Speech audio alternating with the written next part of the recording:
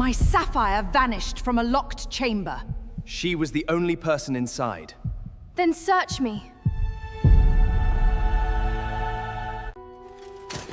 Release her. You would defend a thief? Do you believe me? I believe someone chose you. The necklace vanished at midnight, and by morning they had already chosen who to blame. Victoria Vane stood trembling in the grand hall, accused before the entire court, her name shredded in a single breath. But Duke Cassian Vale, the coldest man in the kingdom, felt something crack inside his chest the moment her eyes met his, terrified, defiant, achingly beautiful. He did not yet know it, but he had just found the one soul he would burn the throne down to protect. If this story steals your breath the way it stole ours, stay close, dear viewer. Subscribe to the Royal Duke Diaries, and let's fall into this forbidden romance together. The candles in Ashenmoor Palace burned low that night, throwing long shadows across the marble floor of the grand hall. Music drifted from the ballroom beyond, laughter and champagne and the hollow glitter of nobility, pretending to like one another. Victoria Vane moved through the crowd unseen, as she always did. A companion, not a guest. She existed at the edges of rooms like this one, mending hems and carrying messages, invisible to men who wore crowns and women who wore diamonds. She had not asked to be noticed. But when Duke Cassian Vale entered the hall, the entire room seemed to bend toward him, and for one unguarded second, so did she. He was tall in the way storms are tall, something you felt before you saw. Dark hair, sharper cheekbones than any portrait dared capture, and eyes the color of a winter sea. Rumors clung to him like smoke, that he had buried 2 fiancées in scandal, that he trusted no one, that his own mother feared his silences more than his anger. Victoria had heard the stories. She told herself they meant nothing to her. Then his gaze found hers across the crowded room, and for a single suspended heartbeat, the noise of the ballroom disappeared. He did not smile. Dukes like Cassian Vale did not smile at companions, but something shifted behind his eyes, recognition, or hunger, or both, before a courtier stepped into his path and the moment shattered like spun glass. Victoria exhaled and reminded herself who she was. Nobody. A shadow in a palace built for people who mattered. She did not yet know that within a week, her whole world would collapse, and that the man who had just looked at her like she was the only person in the room would be the one holding the wreckage of her name in his hands. The next morning, the palace woke to screaming. The Dowager Duchess Adelina, Cassian's mother, stood in the center of her private chamber, her face white with fury, a velvet box open and empty on her vanity. The Ashenmoor sapphire, a family heirloom passed down for 6 generations, was gone. Someone in this house is a thief, the Duchess hissed, and every servant in the room flinched. Victoria had been summoned to that very chamber the night before, asked to mend a torn hem on the Duchess's gown. She had been alone in the room for perhaps 4 minutes. 4 minutes that would unravel her entire life. By noon, guards escorted her to the receiving hall, where the family had gathered. The Duchess, her furious younger son Lord Reginald, and Cassian himself, arms crossed, expression carved from stone. "She was seen leaving my mother's chambers," Reginald said, voice dripping with satisfaction he barely bothered to hide. "Alone, with opportunity. What more proof do you need?" "I did not touch that necklace," Victoria said, and her voice did not shake, though everything inside her did. "I swear it on my life." The Duchess's lips curled, a common companion swearing oaths as if her word carries weight in this house. Victoria's eyes flicked helplessly to Cassian. She did not know why she looked at him. Perhaps because for one moment last night he had looked at her like she was real. Now his jaw was tight, his expression unreadable, and she felt something inside her chest fold in on itself. He said nothing, and his silence hurt more than any accusation. "Search her quarters," the Duchess commanded. By that evening they found nothing in her room. No necklace, no evidence, only the meager belongings of a woman with no family and no protection. But absence of proof was not enough to silence a court hungry for scandal. Whispers had already begun to spread through the palace like spilled ink. Thief, liar, opportunist, seductress. Victoria sat alone in the small servants' room she had called home for 3 years, knees drawn to her chest, listening to her own name become a weapon in other people's mouths. She thought of leaving, simply walking out into the night and never looking back. But where would she go? She had no family left. This palace, cruel as it was, had been the only steady ground beneath her feet. A soft knock interrupted her thoughts. She opened the door to find not a guard, not the Duchess's steward, but Cassian himself, standing in the dim corridor, his expression unreadable in the candlelight. "You shouldn't be here," she whispered. "I know," he said. And then, quieter, almost reluctant, "I don't believe you took it." Her breath caught. "Why not?" "Because I've watched thieves lie to my face for 31 years, he said. "You didn't lie. You were afraid. Those are not the same thing." For a moment, neither of them spoke. The corridor was narrow, the candle flickering between them, and Victoria became sharply, painfully aware of how close he stood, close enough that she could feel the warmth radiating off him, close enough to see the faint scar above his brow that no portrait had ever shown. "Then why didn't you say so?" she asked. "In front of your family." Something flickered across his face. Guilt, maybe, or restraint. "Because in this house, defending you publicly would only make things worse for you. My mother does not forgive easily. And Reginald—" He paused. "Reginald wants something from this. I don't yet know what." Victoria studied him, searching for the trap in his kindness. Powerful men were rarely kind without cost. "Then what do you want, Your Grace?" His winter sea eyes held hers a moment too long. "I want to know who really took that necklace, and I intend to find out, quietly, before my family destroys an innocent woman to protect someone guilty." He left before she could respond, and Victoria stood in the doorway long after his footsteps faded, her heart hammering in a way she did not have the luxury to examine. A few days later, the scandal had not faded. If anything, it had grown teeth. Someone had leaked the accusation to the society papers, and now all of Ashenmoor whispered about the companion thief who had dared to steal from the Duke's own mother. Victoria could not walk the palace halls without feeling eyes crawl over her, without hearing her name hissed behind fans and gloved hands. She kept to the servants' quarters as much as she could, but duty still required her presence in the household, and duty brought her, inevitably, into rooms where Cassian was. She noticed things now that she had trained herself not to notice before. The way he watched her from across a room without seeming to watch at all. The way he positioned himself, almost imperceptibly, between her and anyone who looked at her with too much contempt. The way, once, his hand had brushed hers passing a tray, and neither of them had pulled away quite as fast as propriety demanded. It terrified her, how much she had begun to crave those small, secret moments. "You're staring again," murmured Wilhelmina, the head housekeeper, and one of the few people in the palace who still spoke kindly to Victoria. "At the Duke, people will talk."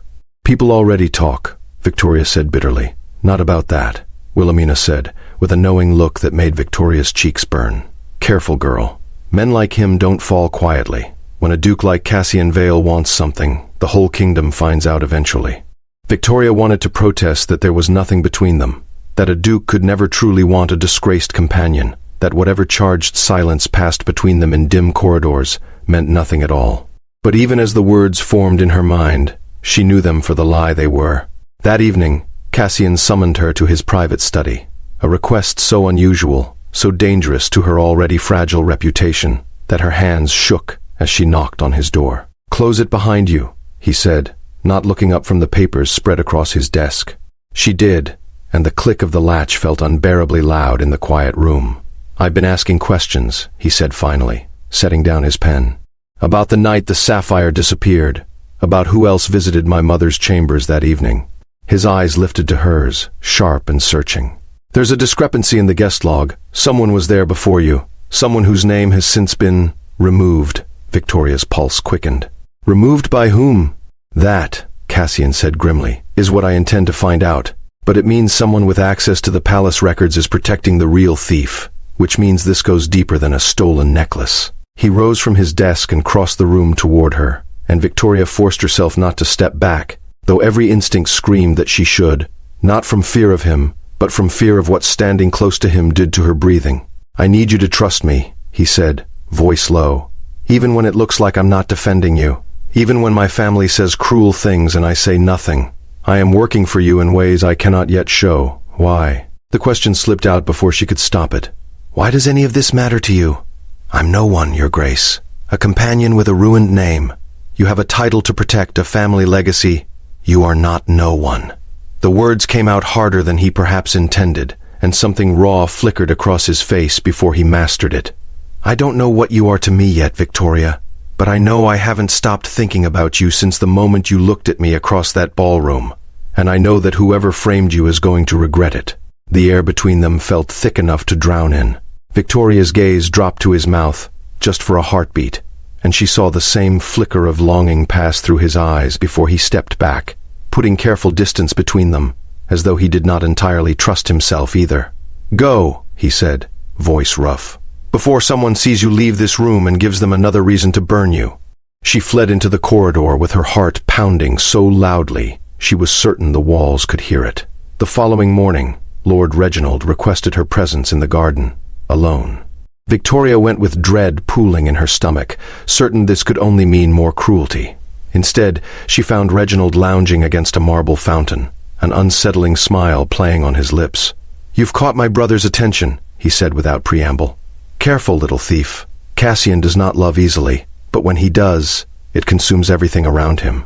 I'd hate to see you crushed beneath it. Is that concern, my lord, or a threat?" His smile widened, cold as the fountain water.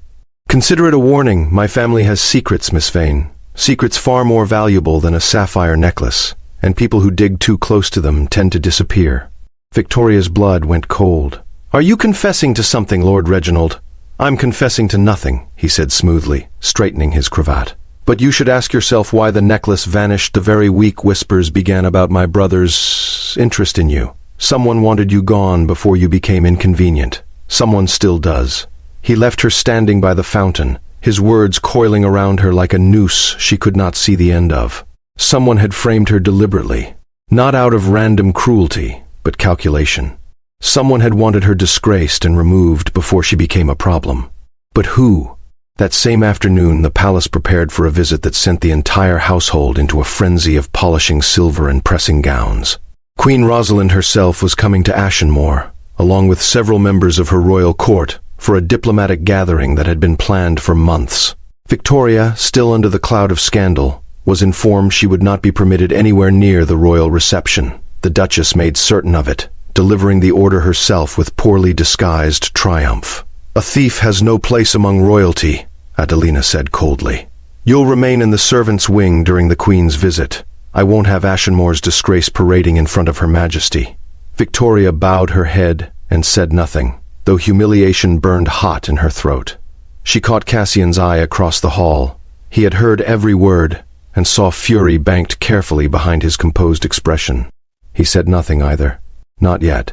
But something in his gaze promised he would not let this stand forever. Later that night, unable to sleep, Victoria slipped out to the smaller garden behind the servants' wing, needing air, needing distance from the whispers that followed her, even into her dreams. She did not expect to find Cassian already there, seated on a stone bench beneath a sprawling willow, a bottle of wine untouched beside him. "Can't sleep either?" he asked, without turning. She hesitated at the garden's edge. "I shouldn't be here with you, not after today." "No," he agreed. "You shouldn't, and yet." He gestured to the empty space on the bench beside him, and after a moment's hesitation she crossed the grass and sat, careful to leave space between them that neither of them quite managed to maintain. "Your brother threatened me this morning," she said quietly. "He implied the necklace was stolen deliberately, to remove me before I became, in his words, inconvenient." Cassian's jaw tightened. "Inconvenient to whom?" "I don't know, but I think he does." They sat in silence for a long moment, the willow branches swaying softly above them, moonlight scattering silver across the grass. Victoria felt the warmth of him beside her, felt the careful inch of distance between their hands on the cold stone bench, and wondered helplessly what would happen if she closed it. "I looked at you across that ballroom the first night we met," Cassian said finally, "and something in me that had been asleep for years simply woke up. I don't know how to explain it better than that. I have spent 31 years being told love is a liability for men like me. That affection makes you weak, makes you a target, makes you a fool. And then you looked at me like you weren't afraid of any of it, and I forgot every lesson I'd ever learned." Victoria's throat tightened. "I am afraid of all of it," she whispered. "I'm afraid of you, of what people will do to me if they see how I look at you in return." "Then let them see," he said, low and fierce. "Let them see a duke who would burn his own name to the ground before he let them destroy an innocent woman." He reached out slowly, giving her every chance to pull away, and brushed a stray curl from her cheek. His fingers lingered against her jaw, and Victoria's breath caught audibly in the quiet garden. "Cassian," she breathed, his name without title, without armor between them. "Say it again," he murmured, leaning closer, his forehead nearly touching hers. "Cassian." A twig snapped somewhere in the darkness beyond the willow, and they broke apart instantly, hearts pounding, as a shadow retreated swiftly through the hedges. Someone had been watching. The next morning, the entire palace buzzed with a new rumor, one far more dangerous than theft. Someone had seen the Duke of Ashenmoor alone in the garden at midnight, embracing the disgraced companion accused of stealing his own mother's jewels. By the time the Queen's carriage rolled through the palace gates that afternoon, the scandal had already reached royal ears. That evening, the grand ballroom of Ashenmoor glittered under 100 candles for Queen Rosalind's reception. Victoria, forbidden from attending, watched from a servant's balcony high above the hall, hidden in shadow, as nobility swept across the marble floor in silks and jewels she would never own. She saw Cassian standing near the Queen's dais, impossibly handsome in formal black, his expression composed into the cold mask he wore for court. Beside the Queen sat her most trusted advisor, a woman introduced as Lady Delphine Ashworth, elegant, sharp-eyed, and strangely familiar, in a way Victoria couldn't place. Then Lady Delphine turned her head, scanning the balconies above the ballroom as though sensing she was being watched, and for one chilling instant, her eyes met Victoria's across the vast distance of the hall. Victoria's blood ran cold. She had seen that face before, not in the palace, but in an old, faded portrait tucked away in a drawer she had no business opening. Years ago, in a life she rarely let herself remember. It was impossible. The woman in that portrait had died more than 15 years earlier. And yet here she sat, very much alive, beside the Queen of the realm, wearing a stranger's name. Later that night, Victoria could not shake the image of Lady Delphine's face from her mind. She paced her small room until exhaustion finally dragged her towards sleep. And even then, the woman's sharp, knowing eyes followed her into her dreams. A soft knock at her door pulled her back to waking. She opened it to find Wilhelmina, pale and anxious, clutching a folded note. "This was left outside your door," the housekeeper whispered. No one saw who delivered it. Victoria unfolded the paper with trembling hands. Only a few words were written, in a hand she did not recognize. "You are asking questions you should not ask. Stop, or the next thing that disappears from Ashenmoor will not be a necklace." Her hands went cold. Someone knew she had recognized Lady Delphine. Someone was watching her every move. The following morning, Victoria sought Cassian out before she lost her nerve, finding him in his study poring over the palace's old records. She told him everything: the woman in the portrait, the impossible resemblance, the threatening note that had appeared outside her door in the night. His expression darkened with every word. "Delphine Ashworth," he repeated slowly. "She joined the Queen's court perhaps a decade ago. No one questions her. She's beloved, trusted, practically family to Her Majesty." He paused, something cold and calculating settling behind his eyes. "But if what you're saying is true, if she is not who she claims to be, then whoever she really is," Victoria finished quietly, "has spent 10 years hiding in plain sight beside the Queen herself." Cassian rose from his desk, crossing to the window, staring out at the palace grounds with a tension coiled through his shoulders that Victoria had not seen before. The missing sapphire, the falsified guest log, someone erased their own name from palace records the night it vanished. My brother's strange warnings. He turned back to her, eyes sharp with dawning understanding. "It's not a coincidence, is it? Someone close to this family has been protecting a secret for years, and you stumbled into the edge of it without even realizing." Victoria's heart pounded. "Then I need to know who really died in that portrait, and who's been wearing her name ever since." "We," Cassian corrected firmly, closing the distance between them and taking her hand, an act of open defiance against every rule of propriety separating a duke from a disgraced companion. "We need to know, because whoever they are, they've already threatened your life once. I won't let them get a second chance." His thumb traced slow, absent circles against her knuckles, and despite the fear coiling through her, Victoria felt something steady and warm bloom in her chest at the simple, fierce certainty in his voice. "They'll come for you next," she whispered. "If they know you're helping me." "Let them try," Cassian said, and for the first time Victoria saw the man beneath the Duke's cold reputation, not a monster feared by his own court, but a man willing to burn his entire world down for a woman the world had already tried to discard. Neither of them yet understood how close that danger truly was, or that Lady Delphine Ashworth, seated so serenely beside the Queen, had already begun setting a trap that would shatter everything they were building between them. 2 days later, an official summons arrived at Ashenmoor Palace, sealed with the royal crest. Queen Rosalind requested, no, commanded, the presence of Duke Cassian Vale and the companion known as Victoria Vane at court, to address rumors of scandal now threatening the reputation of two great houses.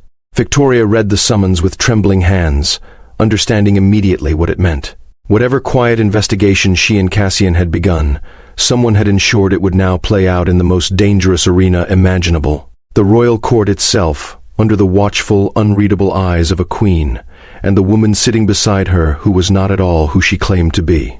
Whatever happens at court, Cassian said grimly, folding the summons closed, stay close to me. Trust nothing Delphine Ashworth says, and whatever you do. His hand found hers one final time before they were forced to separate for the journey ahead, his grip fierce and warm and unwilling to let go. Do not let them see you afraid. Victoria nodded, though fear already curled tight and cold around her heart. Somewhere beyond the palace walls, a woman who should have been dead for 15 years was waiting for them at the Queen's side, and Victoria Vane, once invisible, once nameless, was about to walk directly into the center of a royal storm that would decide not only her fate, but the truth behind a secret the crown itself had been protecting for years.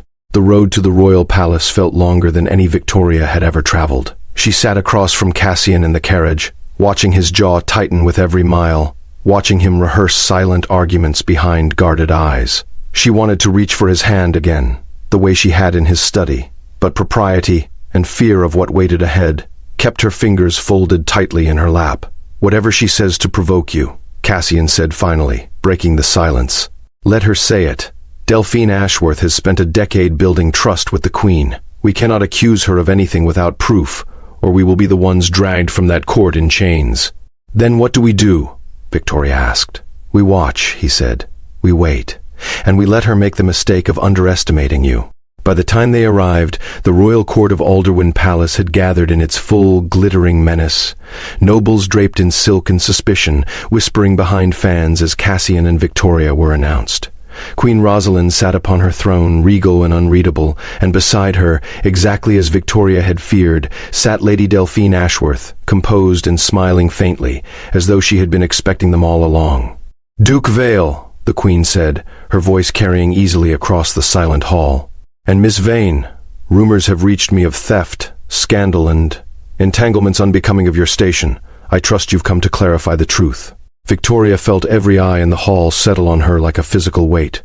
She lifted her chin, refusing to let the fear show, and felt Cassian shift half a step closer to her side, a silent, unmistakable declaration of where his loyalty stood. Your Majesty, Cassian said, bowing with perfect composure.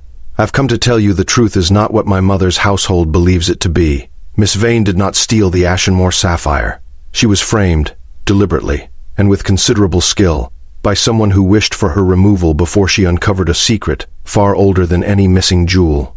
A ripple of scandalized murmurs swept the hall. Lady Delphine's smile did not waver, but something behind her eyes went very still. A bold accusation, the Queen said slowly. And who, precisely, do you believe is responsible? Cassian's eyes lifted, deliberately, to Lady Delphine's face. I believe, Your Majesty, that the answer is seated beside your throne. The hall erupted into gasps and furious whispers. Lady Delphine rose gracefully from her seat, her expression arranging itself into wounded disbelief with practiced ease. Your Majesty, I have served this court faithfully for 10 years, she said, voice trembling just enough to sound sincere. I have no reason to steal a provincial family's sapphire, nor to frame some companion I have never met. Haven't you? Victoria heard herself say, the words escaping before fear could stop them. Every eye in the hall swung toward her, and for one terrifying heartbeat she thought she might lose her nerve entirely. Then she thought of the note slipped beneath her door, the threat against her life, and something steady and furious took hold instead. I recognized your face the night of the reception, my lady. Not from this court, from an old portrait in a house that buried a woman with your exact features 15 years ago. The color drained from Lady Delphine's face, just for an instant, just long enough for the Queen to see it. That is absurd, Delphine said quickly, too quickly. A common companion, inventing wild stories to distract from her own crimes. Then you won't object, Cassian erupted smoothly, to a formal inquiry into your true identity. Palace records. Physicians who can compare your features to that portrait Miss Vane describes. If you are who you claim to be, you have nothing to fear. Delphine's composure cracked, just slightly, at the edges.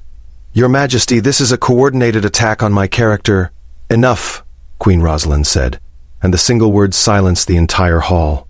Her sharp eyes moved between Delphine and Victoria, weighing something Victoria could not read.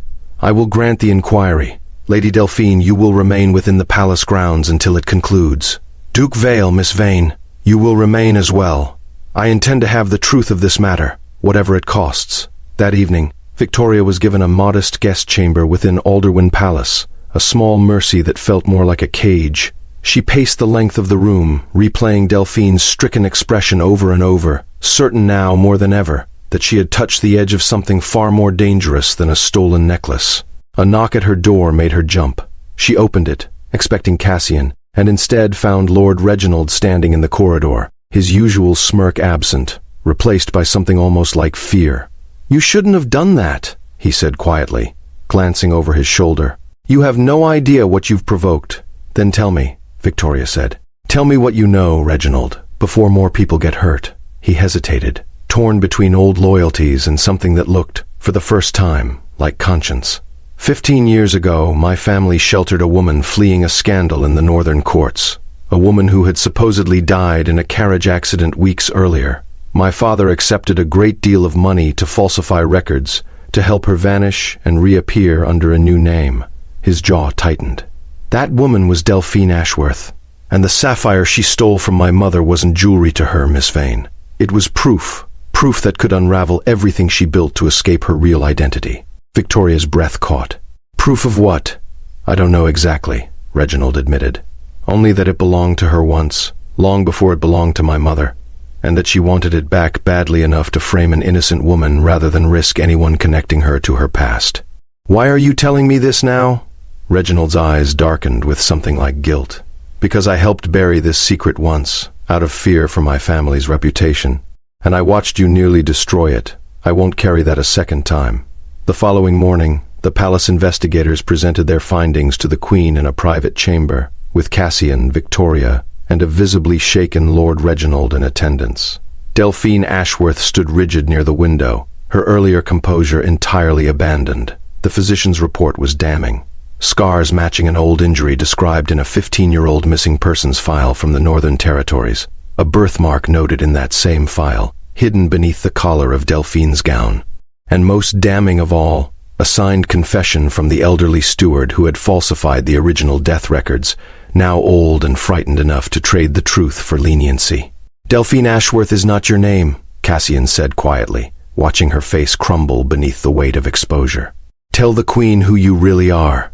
For a long, terrible moment, silence stretched through the chamber. Then something in Delphine broke, not into remorse but into something colder, sharper, almost relieved to finally stop pretending. My name, she said, lifting her chin with the ghost of old, defiant pride, is Delphine Castellan, daughter of a disgraced northern lord who lost everything in a rebellion against your own family's ancestors, Your Majesty. I did not fake my death to hide from scandal. I faked it to survive an execution order that would have ended my life at 17 years old. The Queen's expression did not soften. That does not excuse framing an innocent woman for theft, nor threatening her life. No, Delphine agreed, something brittle and exhausted in her voice. It does not, but I have spent 15 years building a life from nothing, Your Majesty, clawing my way from a dead girl's grave into your own court. When that sapphire surfaced in Ashenmoor's collection, a piece stolen from my family generations ago, a piece that could prove my true lineage and reopen wounds this crown buried long ago. I panicked. I could not let anyone trace it back to me. I never meant for Miss Vane to suffer this badly for my mistake. By that afternoon, the Queen had rendered her judgment. Delphine Castellan would be stripped of her court position and exiled from Alderwyn permanently, her old rebellion-linked family name barred from royal favor for a generation. A harsh sentence, but far gentler than the execution she had once fled. Victoria's name was formally cleared before the entire court. The theft accusation publicly retracted with the Queen's own seal. It should have felt like victory. Instead, Victoria felt hollow, exhausted, and desperately, achingly aware of how close she had come to losing everything. Her name, her safety, and the fragile, impossible thing growing between herself and Cassian. She found him alone on a private balcony overlooking the palace gardens as evening settled gold and soft across the grounds, and something in his posture, shoulders finally loosened, jaw finally unclenched, told her the danger, at least for now, had truly passed. "It's over," she said softly, joining him at the railing. "This part of it," he agreed, turning to face her fully. The last of the sunset caught his winter sea eyes, and Victoria's heart stuttered at the raw, unguarded look he gave her. "But I meant what I told you in that garden, Victoria. I am not letting you go back to being invisible. Not to my mother, not to this court, not to anyone." "Cassian," she whispered, "I'm still a companion with no family, no fortune, no title. Nothing has changed about who I am. Everything has changed," he said fiercely, closing the distance between them. "Because I know now, beyond any doubt, exactly who I want beside me for the rest of my life. Title be damned. Scandal be damned. I have spent my entire life being told love was a weakness reserved for lesser men. You are the reason I finally understand it as the opposite, the only strength I have ever truly wanted." His hand rose to cradle her face, thumb tracing gently along her cheekbone, and Victoria leaned into his touch without hesitation this time, without fear of who might be watching. "I'm terrified," she admitted breathlessly, "of how much I already love you." "Good," he murmured, forehead resting against hers, breath mingling in the charged golden hush between them.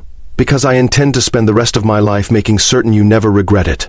He kissed her then, slow, aching, and impossibly tender, the kind of kiss that held every unspoken fear and every fierce, unshakable promise between them, and the palace gardens blurred into nothing but warmth and gold, and the steady, thundering certainty of his heartbeat beneath her palm. A few weeks later, Ashenmoor Palace transformed for an occasion no one, least of all the Dowager Duchess, had ever expected to witness. The wedding of Duke Cassian Vale to Victoria Vane, formerly a companion, now formally recognized, with the Queen's own blessing.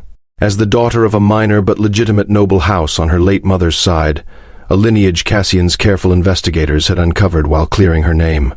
The Duchess, humbled by the scandal her own household had nearly caused, walked Victoria down the aisle herself, a quiet, wordless apology in every step.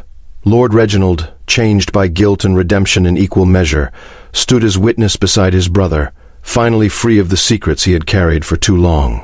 Victoria walked toward Cassian, a gown the color of moonlight, and when their eyes met at the altar, the entire glittering, gossiping court of nobles faded into nothing at all. There was only him, the coldest duke in the kingdom, utterly undone, tears he would never admit to shining in his winter sea eyes. "You once told me," she whispered as he took her hands before the altar, "that you didn't know what I was to you yet." "I know now," he said, voice rough with emotion he no longer bothered to hide. "You are the only home I have ever wanted." Months later, whispers of a different kind moved through Ashenmoor's halls, softer, warmer whispers, carried with genuine joy instead of scandal. The Duke and Duchess of Ashenmoor were expecting their first child, and the household that had once called Victoria a thief now could not do enough to spoil her, as though tender devotion could erase the cruelty of the past. On quiet evenings, Cassian would find his wife in the very garden where they had first confessed their fears beneath the willow tree, one hand resting protectively over the gentle curve of her stomach, and he would cross the grass without a word, wrap his arms around her from behind, and press a kiss into her hair. "Any regrets, Duchess?" he would murmur, the old teasing warmth in his voice. "Only that it took a stolen sapphire and a 15-year-old secret to bring us here," she would answer, laughing softly, leaning back into the steady warmth of him. "Then perhaps," Cassian would say, resting his chin atop her head as the sun set gold over Ashenmoor's grounds, "it was worth every terrifying moment." And it was. Every accusation, every threat, every sleepless night of fear had led, impossibly, improbably, to this. A love that had survived scandal, exposed a 15-year-old royal secret, and proven once and for all that power meant nothing beside a heart brave enough to choose love over fear. If this forbidden royal romance stole your heart tonight, don't let it end here. Dear viewer, Subscribe to the Royal Duke Diaries and stay close for the next dangerous, dazzling love story waiting just for you.